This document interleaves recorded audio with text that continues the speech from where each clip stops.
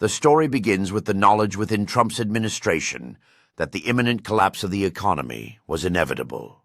They had been warning and planning in secret, trying feebly to correct the faltering financial system. America had borrowed beyond its means, and now the crushing interest payments alone consumed 20% of the nation's GDP. In a desperate attempt to attract investment, Trump explored the use of cryptocurrency to stimulate the economy. He believed that digital currencies could entice both domestic and international investors to pour money into America again. Meanwhile, tariffs and taxes on imported goods were implemented with the hope of boosting government revenue. Instead, these tariffs heightened inflation, causing prices to skyrocket across everyday essentials. Recognizing the growing instability, Trump moved to increase military spending, preparing for the chaos he knew was coming. He understood that rebellion could ignite, and the country's social fabric was fraying at the edges. He predicted that the first shot might be fired before the end of March, signaling a brewing civil war.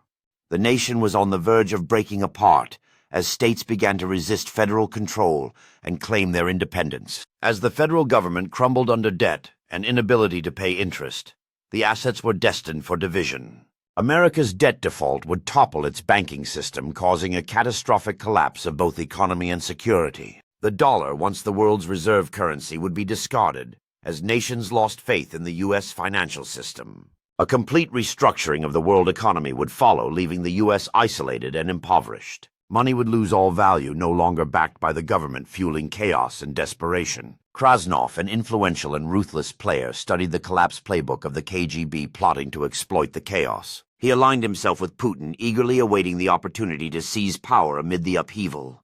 If America collapsed, Krasnov envisioned himself establishing a military dictatorship ruling indefinitely.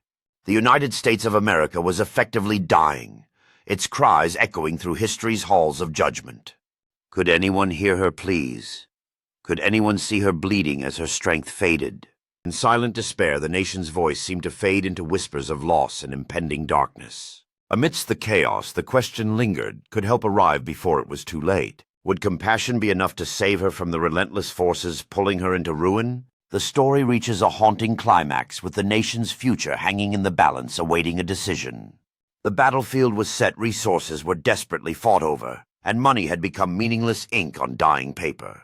As the nation's cry echoed, the world watched in silence, uncertain if salvation was still possible, or if this was the end of an era.